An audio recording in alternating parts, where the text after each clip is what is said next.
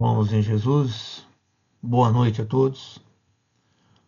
Oxalá as bênçãos de Jesus e do nosso Criador se derramem sobre todos nós nesta noite, a fim que venhamos alcançar um pouco de paz, um pouco de serenidade, de tranquilidade para as nossas almas. Reunir elementos para prosseguirmos na nossa caminhada terrena, nos aperfeiçoando, como nos assevera o Livro dos Espíritos, com a finalidade do ser humano sobre a Terra. Na noite de hoje, vamos compartilhar uma página muito interessante do Espírito de Emmanuel, que é extraída do livro Fonte Viva, ali no item, no capítulo 48, que tem como título Diante do Senhor. Diante do Senhor.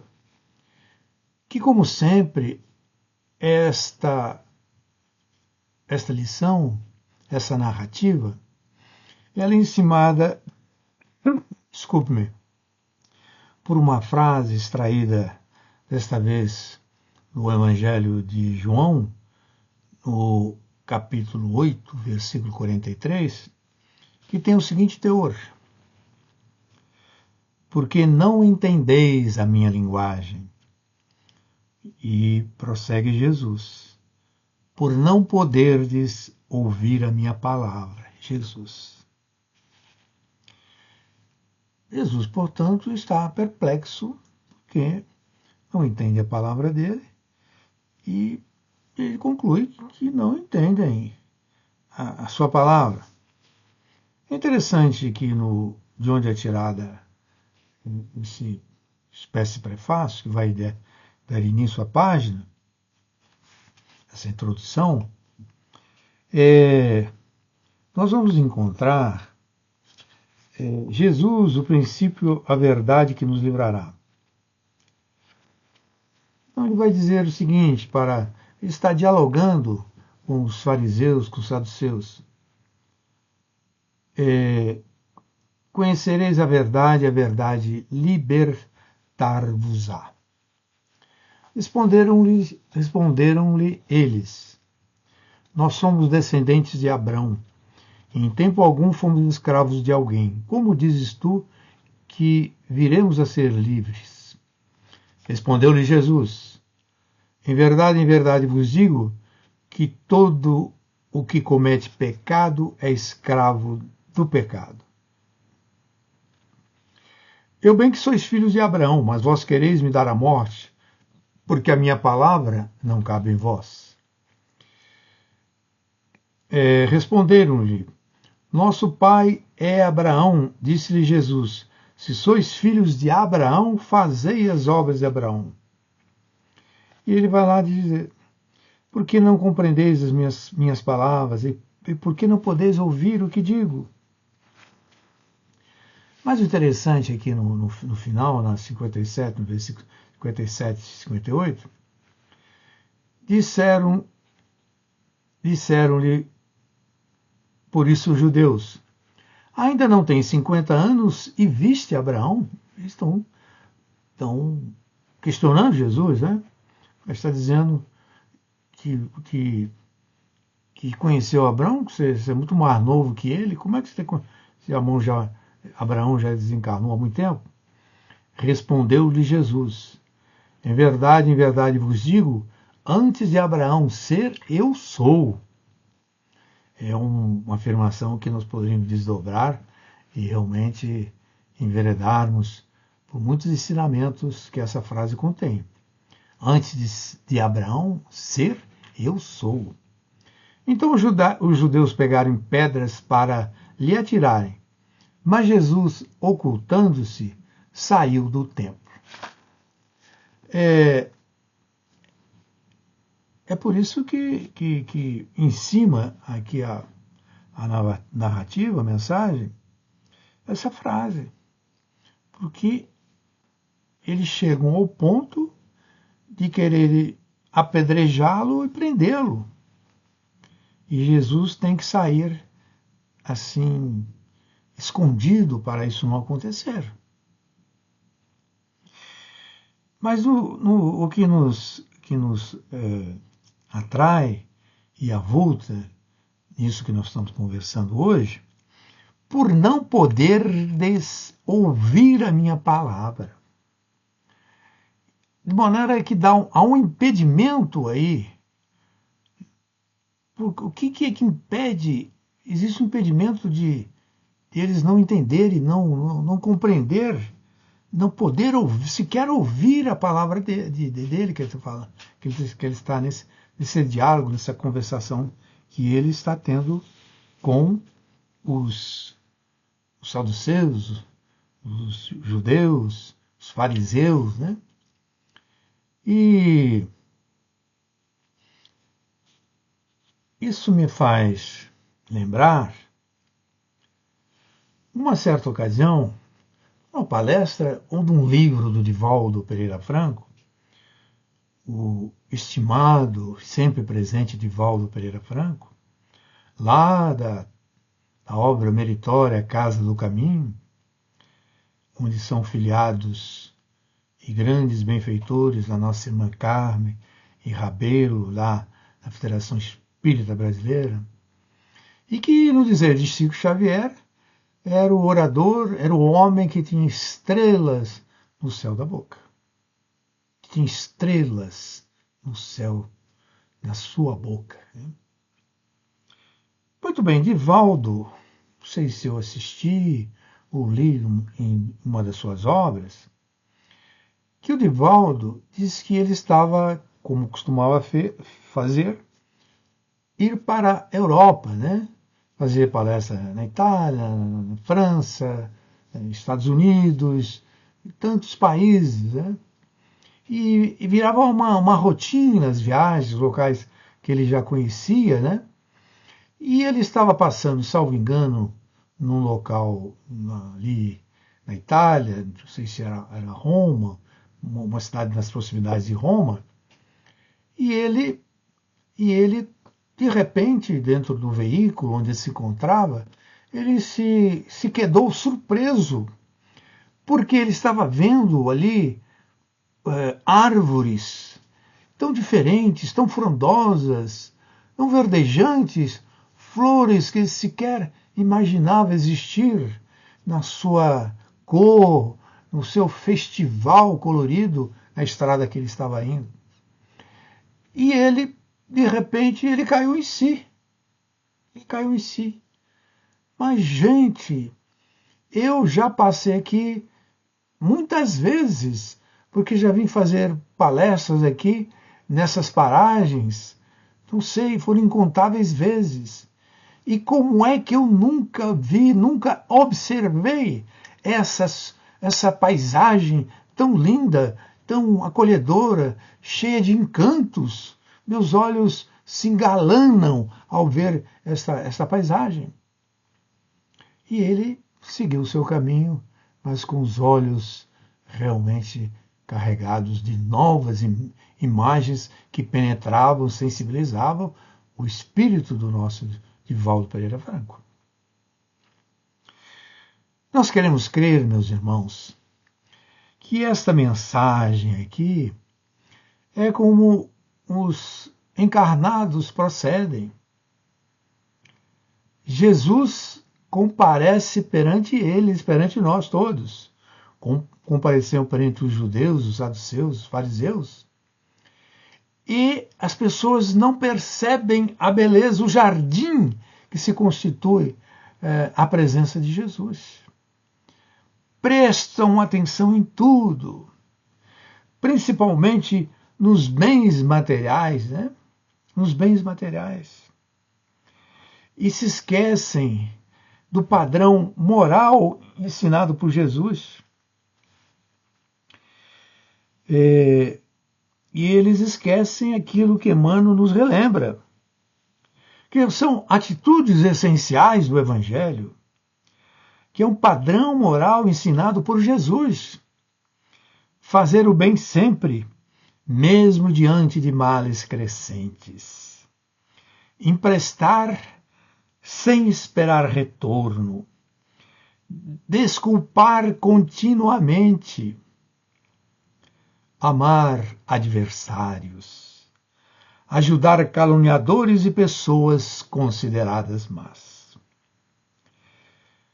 Nós podemos, talvez, sintetizar, porque muitos não entendem a palavra de Jesus, porque existem criaturas que ficam maravilhados ao ouvir a boa nova, mas esta não penetra os seus pensamentos.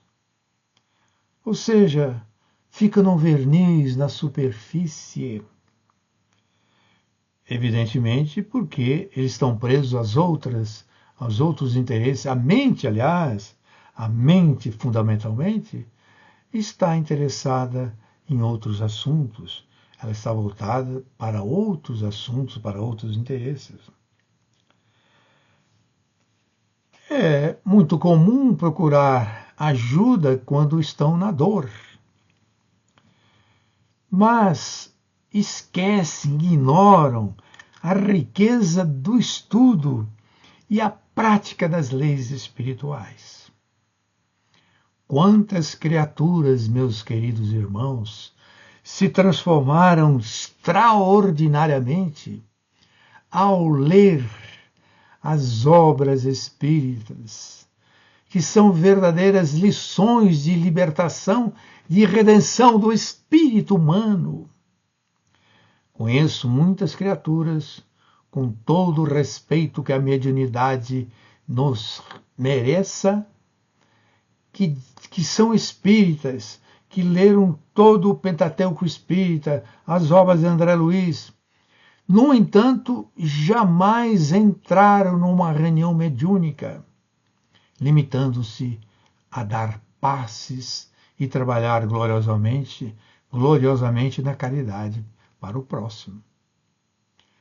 Portanto, se o estudo enobrece o homem, a criatura, no dizer dos nossos amigos espirituais, o estudo espírita abre uma nova porta, uma nova janela para o homem na Terra.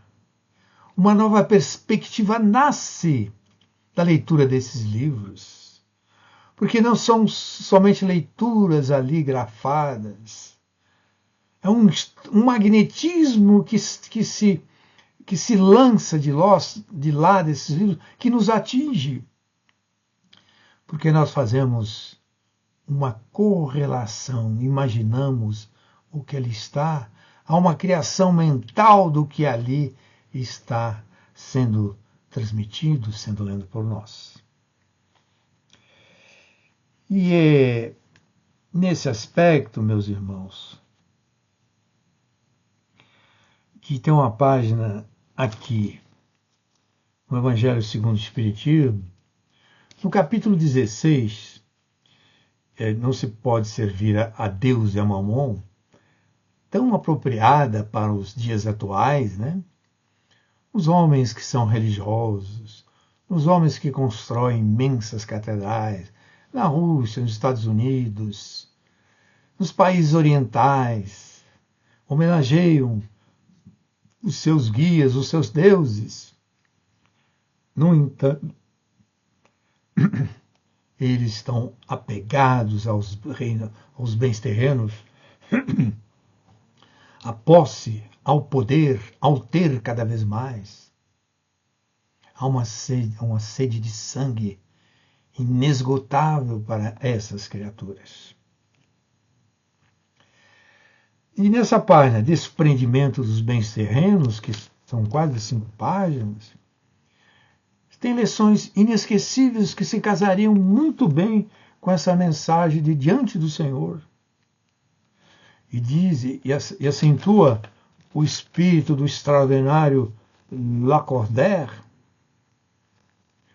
que era um clérigo e que fazia notáveis orações na Catedral de Notre-Dame, e que era um homem, uma criatura que pugnava pela reforma da igreja, tanto é que ele veio comparecer nas páginas do Evangelho segundo o Espiritismo. Um homem que se dedicava ao ensino, um homem que se dedicava ao esclarecimento. O amor aos bens terrenos, diz Lacordaire, constitui um dos mais fortes óbices ao vosso adiantamento moral e espiritual. Pelo apego à posse de tais bens, destruís as vossas faculdades de amar com as aplicardes todas as coisas materiais. Sede sinceros, proporciona a riqueza uma felicidade sem mescla? Quando tendes cheios os cofres, nasce sempre um vazio no vosso coração? No fundo dessa cesta de flores, não há sempre um réptil? Compreendo a satisfação bem justa, aliás, que experimenta o homem que, por meio do trabalho honrado e assíduo, ganhou uma fortuna. Mas dessa satisfação muito natural e que Deus aprova, a um apego que absorve todos os outros sentimentos e paralisa os impulsos do coração, vai grande distância, tão grande quanto a que separa da prodigalidade exagerada a sorte da avareza, dois vícios entre os quais colocou Deus a caridade, santa e salutar virtude que ensina a dar sem ostentação, para que o pobre receba sem baixeza. Portanto, essa página imortal de Lacordaire, datada de 1863, de Constantina, que era cidade de Argel, ela começa assim: o amor aos bens terrenos constitui um dos mais fortes óbices ao vosso adiantamento espiritual. E efetivamente é. Porque o apego aos bens materiais, conforto, status absorve a existência. As pessoas esquecem que são usufrutuárias temporárias do mundo, o carro, a residência, os bens materiais que guardam nessa casa, tudo que a tecnologia pode proporcionar, nós somos meros usufrutuários e teremos que devolver a quem vai utilizar, aos nossos herdeiros, ou seja, a algum desconhecido. Mas, como nós vemos, esse apego aos bens materiais esquece, inclusive, que os bens materiais têm função transitórias. Eles criam condições para o trabalho do bem. Vejam lá no Evangelho a finalidade da riqueza, a finalidade do trabalho, né? Ajudar os mais necessitados, ouvir os mais necessitados.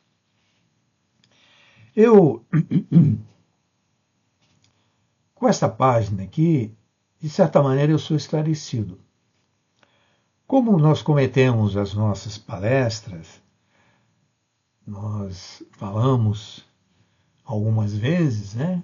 Temos a honra de ser convidados por alguns irmãos espirituais para tentar ministrar alguns conhecimentos, ou explorar algumas facetas do Evangelho.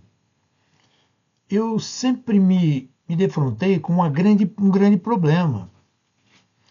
Eu me recordo que certa feita estava falando, conversando, né, fazendo palestras com jovens, e estava falando a respeito do perdão, né? A respeito do perdão.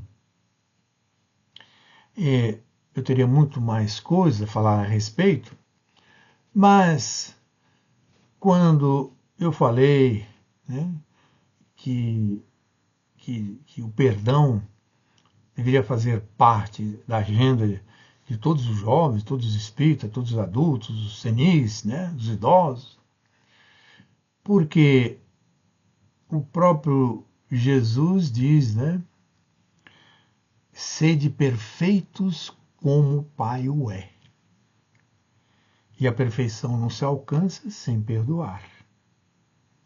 Nós temos a obrigação de seguir os mandamentos, os apelos de Jesus para a nossa transformação.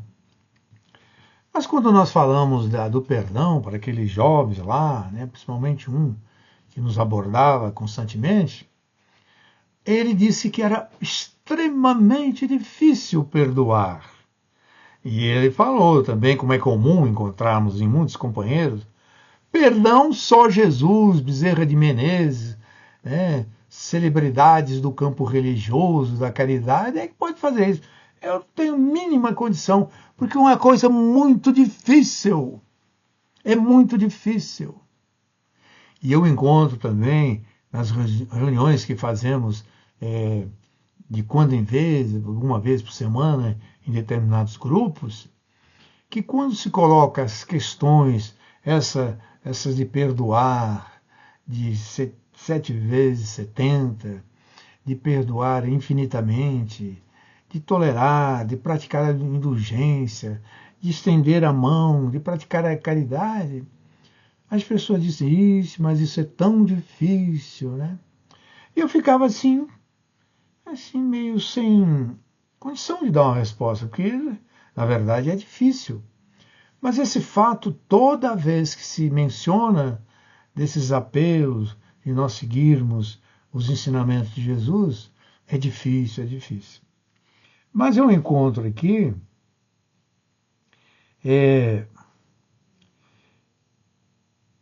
a frase que Emmanuel coloca: isso ocorre a muitos seguidores do Evangelho porque se utilizam da força mental em outros setores.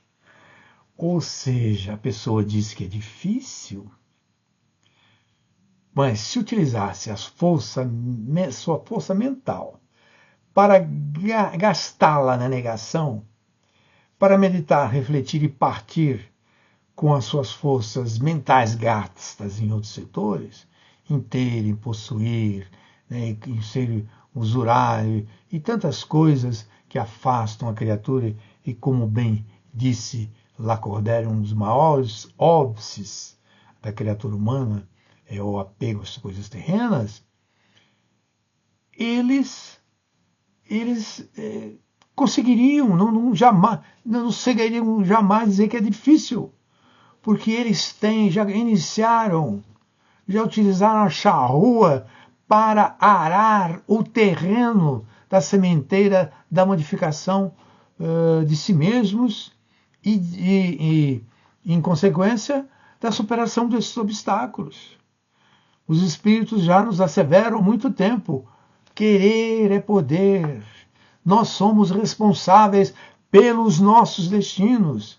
Se hoje é difícil, nós podemos fazer o amanhã, se não menos difícil, mais fácil de ser enfrentado e de ser superado. E, portanto, nessa página eu já encontrei a resposta, se aparecer novamente a expressão: isso é difícil, né? Isso é só Jesus, Bezerra de Menezes, Eurípides Barçanufo que conseguirão fazer isso. Mas não estão despendendo energias preciosas ao pronunciar essa palavra, que já dão o atestado do seu desânimo de enfrentarem essas dificuldades, de enfrentar as suas próprias personalidades que se abatem diante desse desafio colocado perante eles, né? Portanto, meus irmãos, vemos uma contradição entre ouvir e entender. Por não poderes ouvir a minha palavra. Ouvem, mas não entendem. Não entendem porque estão obstaculizados pelo bem, estão fixados nos bens materiais, apegados ao bem terreno. Ainda que não sejam radicalmente dessa forma, se dedicam muitíssimo às coisas que deveriam ser buscadas com parcimônia, com equilíbrio, chega até nós que até o nosso querido, amado, a quem tanto devemos, a Humberto de Campos, o nosso irmão X, diz que quando desencarnou ele ficou por uma temporada preso na sua biblioteca. Era o seu ganha-pão, dali que ele tirava dinheiro para alimentar os seus filhos, a sua família, que também não teve uma vida muito fácil. Desencarnando, ele ficou onde estava o seu coração. Onde tiver o coração, estará o seu tesouro. Mas como era alma impregnada de bondade, tanto é que seus escritos, quando encarnados, são dirigidos às criaturas necessitadas. Vejam os livros Cartas e Crônicas, né, que ele tem. Eu tenho a coleção todinha aqui, de quando ele era encarnado. Era um homem profundamente dedicado à dor e ao sofrimento humano. Dirigia cartas nos jornais que eram publicadas, as noivas que perderam tragicamente seus noivos, os casamentos em conflito pelas incompreensões mútuas e recíprocas, as guerras que estouravam, né, naquela época. Portanto, ele se libertou mais cedo do que deveria ficar ali. Mas tem muita gente que demora um longo tempo, né, para se desapegar dos bens terrenos. Vejam bem como é muito visitada, muito lida aquela história do tio Patinhas, né, muito humorística, né, mas a grande verdade. Ele vive no seu cofre. Espero que o Walt Disney, os seus sucessores, encontrem uma forma dele se libertar do seu cofre e da primeira moeda, né, a moedinha da sorte, que ele guarda lá também. Mas muitas criaturas estão presos, como o tio Patinhas, no seu cofre de poder, no seu cofre de posses, de riquezas, ou às vezes no egoísmo, orgulho de uma mente privilegiada, numa profissão privilegiada, numa situação, circunstância que o privilegia, não é? Mas é por isso que ouvem, mas permanecem presos aos apelos da vida material. Percebe, mas não ouvem, como assevera aqui o nosso Emmanuel. Mas não ouvem, informam-se, mas não entendem, né?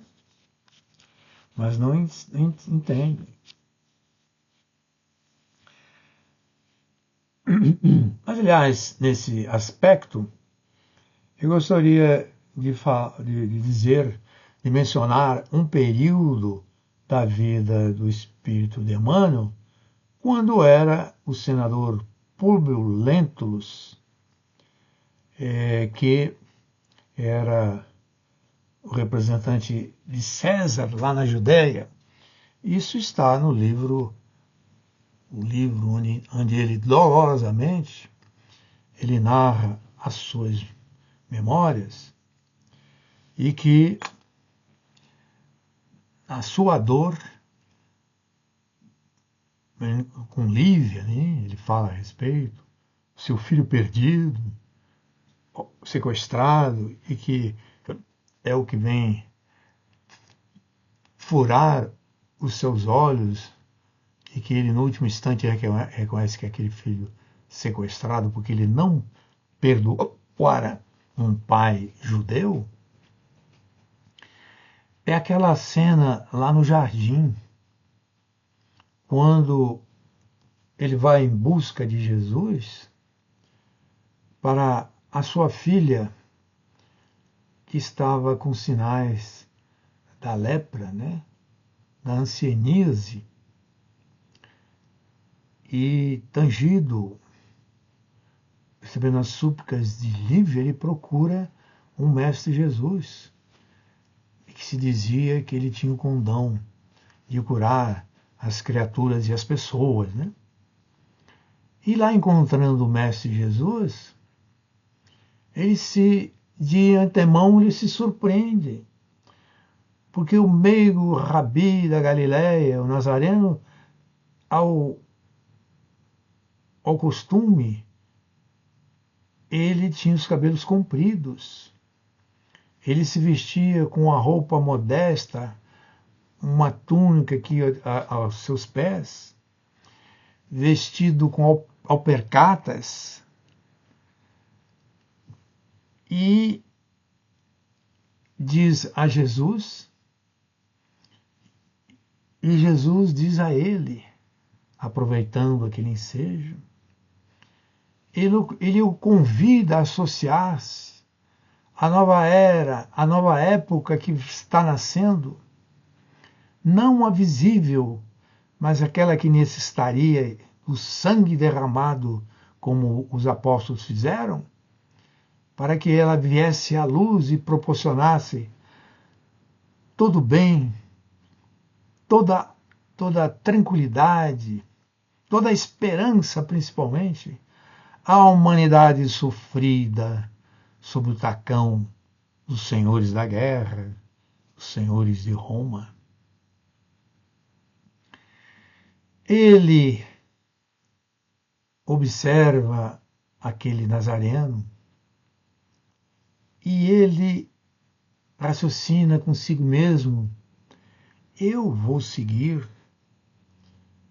uma seita, uma doutrina propagada por esse ser miserável, pobre, sem expressão?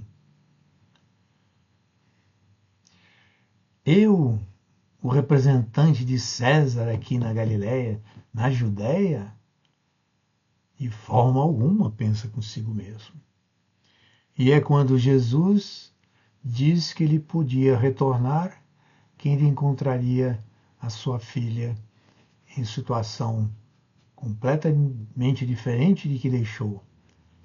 E lá, retornando, ele encontra a sua filha já praticamente de pé e curada. O espírito de Emmanuel, meus irmãos, também ouviu, abriu a sua capacidade auditiva para ouvir aquele ser estranho. As palavras chegaram perfeitamente à sua consciência, ao seu cérebro, mas ele não entendeu. Até hoje o espírito de Emmanuel luta bravamente para entender a mensagem do Cristo. E nesse instante nós até afirmamos, e nós, quantas lutas estamos fazendo para entender a mensagem inesquecível, imemorial do Mestre Jesus. Até hoje, Emmanuel, talvez saindo, liberante da tutela de Francisco Xavier,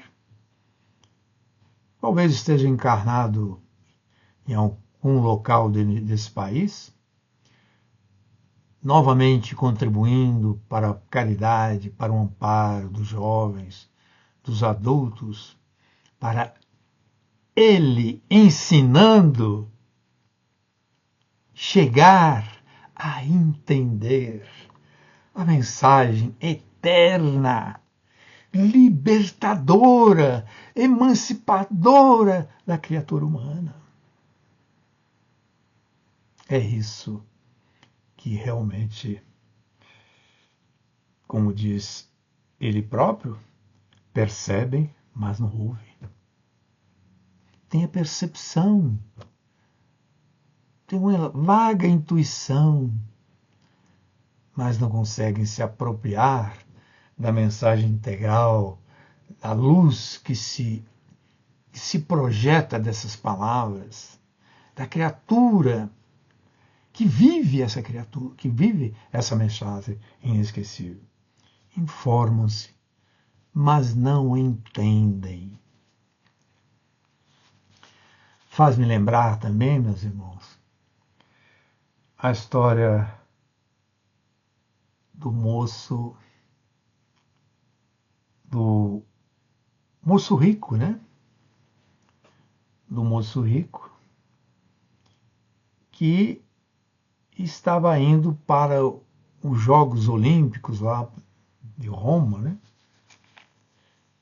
E ele, aliás, ele procurou Jesus antes, né, de partir lá para a Olimpíada lá em Atenas, algum local assim. E ele tem a conversa com o próprio Cristo, né? Cristo, o que é necessário para que eu alcance o reino dos céus, né? E o Jesus perguntou a ele que deveria conhecer os 10 mandamentos, né? Aí o jovem rico diz, mas eu conheço de cor e salteado. Ama a Deus sobre todas as coisas, né? Ama o teu próximo como a ti mesmo. E recitou ali os 10 mandamentos. E Jesus indaga mais algumas coisas para ele, e ele dizendo que estava, né, pelas respostas que Jesus obtinha, ele estava apto, né, para seguir Jesus, para ganhar a vida eterna. E Jesus disse a ele então larga todas as tuas coisas e siga-me. Larga todas as tuas coisas e siga-me. Aí o jovem abaixa a cabeça, dizendo intimamente, não posso, porque ele era muito rico. Virou-se, foi embora, e Amélia Rodrigues, através da mediunidade santa de Divaldo Pereira Franco, diz que ele foi para a Olimpíada e lá ele, lutando, praticando o esporte, ele veio desencarnar. Veja, num momento, num átimo de segundo, que ele poderia escolher o momento certo, ele foi vencido pelo apego aos bens terrenos, ao invés de desprender-se dos bens terrenos. Ele aconteceu novamente o que acontece com todos nós, nessas quadras da vida, da existência. Ele ouviu, mas não entendeu. Ele ouviu, mas não entendeu. Porque é fácil identificar a linguagem do Senhor, mas muito difícil acolhê-la no coração. Como diz Emmanuel, não nos esqueçamos, pois, de que sempre é fácil assinalar a linguagem do Senhor, mas é preciso apresentar-lhe o coração vazio de resíduos da terra para receber-lhe em espírito e verdade a palavra divina. Resíduos da terra, meus irmãos, nós estamos envolvidos com os resíduos da terra, as coisas que não são essenciais, a posse, a casa, a moradia. Cremos que as nossas esposas são propriedades, nossos filhos do nosso coração egoísta. E para terminarmos, irmãos, nós já colocando um adendo aqui, com o Espiritismo é a mesma coisa, porque o Espiritismo nada mais é do Jesus amado que volta, o Jesus que abre os braços para nós novamente, através dos Espíritos, através das mensagens psicofônicas, das mensagens psicográficas, das materializações luminosas, dos incontáveis livros que caem nas nossas mãos. É tudo Jesus que volta. Um Chico Xavier, um Eurípides Barçanufo, um Bezerra de Menezes. todos eles são súditos mensageiros de Jesus. Mas muitos de nós não entendemos, ou nós espíritas finalmente entendemos a mensagem de Jesus, que é emprestar sem retribuição, que é desculpar incessantemente, amar os próprios adversários, ajudar os caluniadores e os maus. Mas o mundo, a Jesus que volta, eles dizem. Jesus volta e diz: porque não entendeis a minha linguagem, meus queridos? Porque fazem ouvidos moucos a minha mensagem? Por não poderdes ouvir a minha palavra. Porque existem tampões nos ouvidos, tampões subjetivos, que é o chamado apelo às benesses materiais da terra. Assim sendo, meus queridos irmãos, desta magna noite para o meu espírito e Oxalá para vocês também, agradeçamos a bondade do alto, que nos trouxe Jesus para libertar as nossas almas, nesse caminho que nós estamos da nossa própria redenção, cada dia e cada vez mais valorizando a luz e a mensagem inesquecível de Jesus. Assim, agradeçamos ao Mestre, que até hoje parece que ecoa nos nossos ouvidos. Não vos deixarei, não vos desamparareis. É o que ecoa, retumba em todos os locais da nossa terra querida. Muita paz, muita luz a todos nós, meus irmãos. Graças a Deus.